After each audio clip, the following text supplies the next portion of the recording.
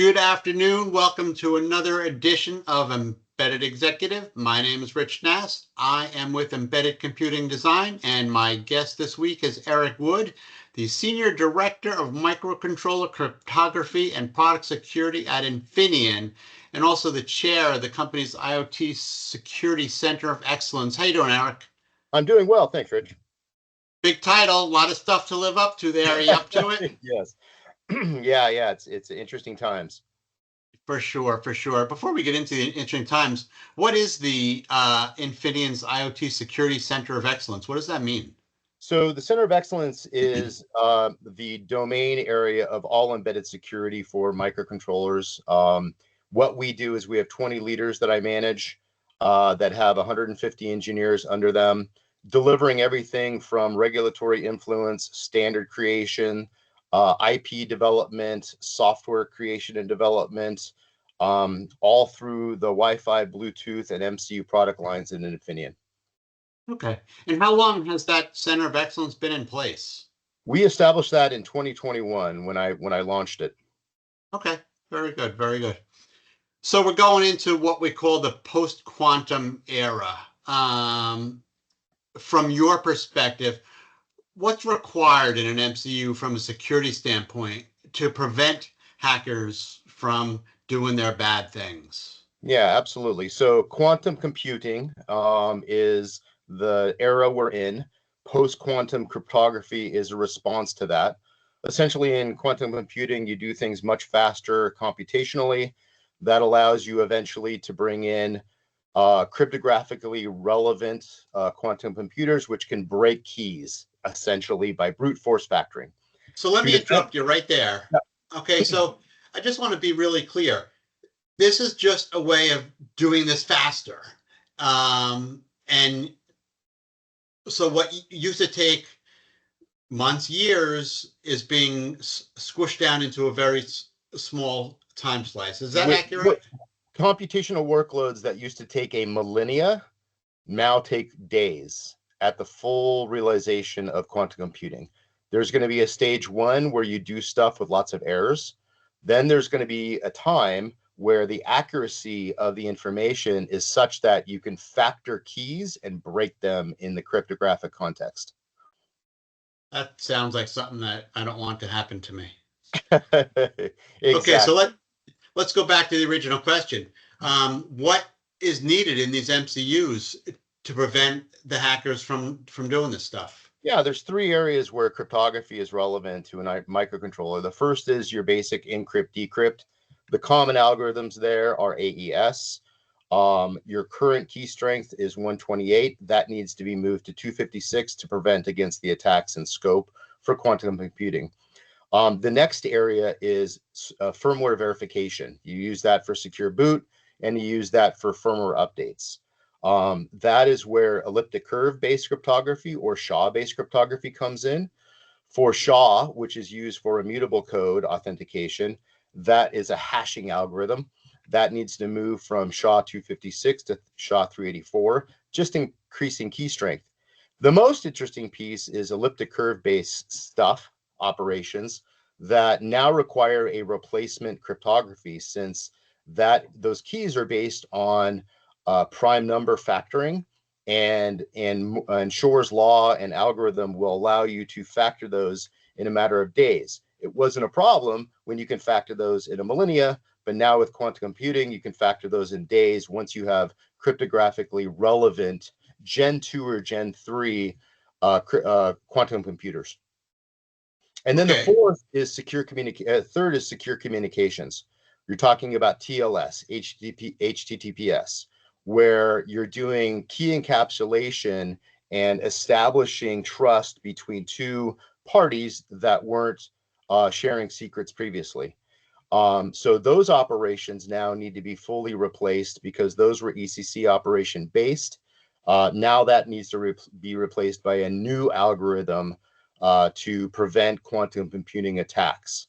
And again, the attack is today. Why we're getting ready for this now is because there's a paradigm called harvest now, decrypt later, where you can harvest stuff, mainly nation states, but also adversaries in other capacities.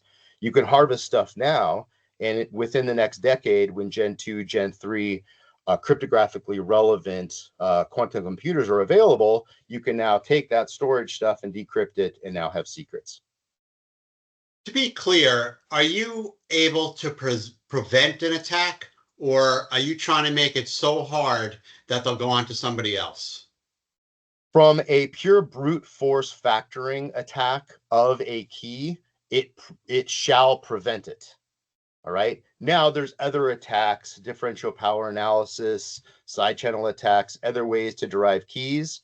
And there's methods for preventing those types of attack. But the pure advent of PQC, or post-quantum cryptography, is about the brute force factoring prevention. Okay, sounds good. Is it simply pop in an Infineon MCU and you're good to go, or is there more to it than that? Well, that's what we intend to do, but there is more to that on our end. So what we're trying to do is make this seamless for a customer. We implement cryptography in a cryptographic agility perspective, meaning that we give a customer an API and they can write software to that API, irrespective of what keys or algorithms are used to execute the operations that are the underlying value of cryptographic operations, right? So their software models can be repeatable, reusable, irrespective of an ECC algorithm or a PQC algorithm. Okay, so go one level down. As a designer, a potential customer of yours, what do I need to do? What do I need to know? What you need to do and what you need to know is work with a trusted customer, a trusted partner, a trusted supplier. The other things, there are some knock-on effects relative to PQC implementations.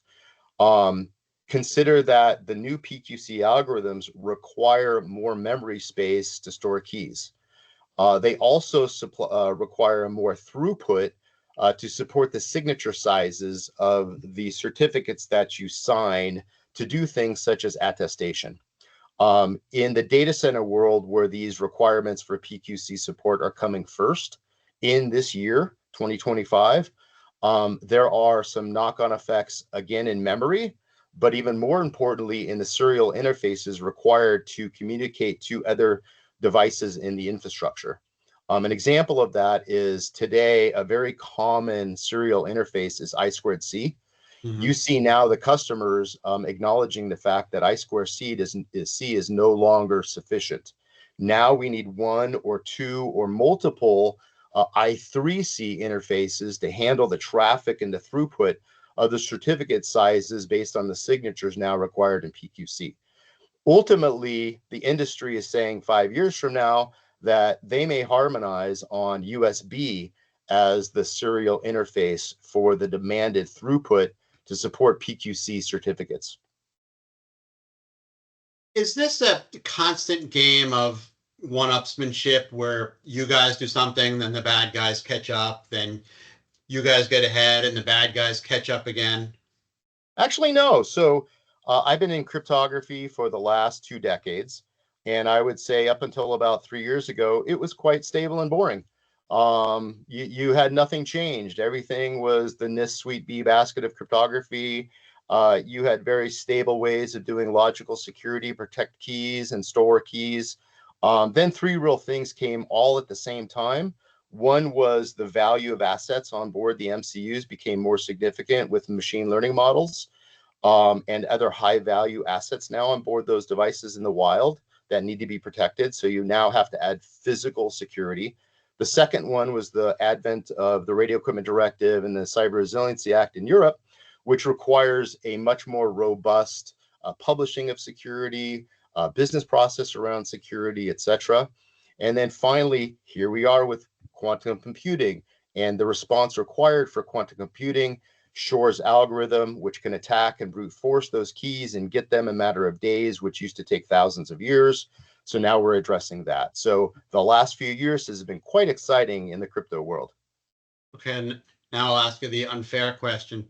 Why are you guys better at this than your competitors? Well, it's interesting. We've had a 2-decade experience in embedded security. 50% of the payment chips in your wallet 75% of the passports around the world use Infineon secure chips. 50% of the TPMs that do all the security protocols of your laptop are Infineons.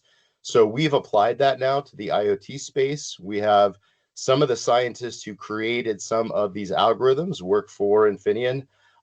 We just have an extreme pedigree and amount of resources that we can apply, move quickly for hardware architectures, cryptographic libraries, and all the support functions and tools to make it seamless and transparent for our customers to adopt PQC without having to do much. The only thing they really need is they need their own public key infrastructure to be able to do the signing of their firmware images with LMS or MLDSA or one of the cryptographic algorithms that supports PQC.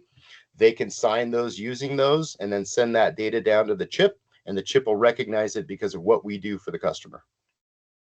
And to be clear, are we talking about MCUs that are available today, or is this stuff that's on the roadmap? We are releasing our first PQC compliant, CNSA 2.0 compliant, which is the overarching requirements for critical infrastructure and data centers this year. That's awesome. Thank you very much, Eric. I really tried to stump you and I was not able to. Thank you. Thanks, Rich. Appreciate it. Have a great day. You too. That was Eric Wood. He is the Senior Director of Microcontroller Cryptography and Product Security at Infineon, and he also chairs the company's IoT Security Center of Excellence. And I am Rich Nass with Open Systems Media.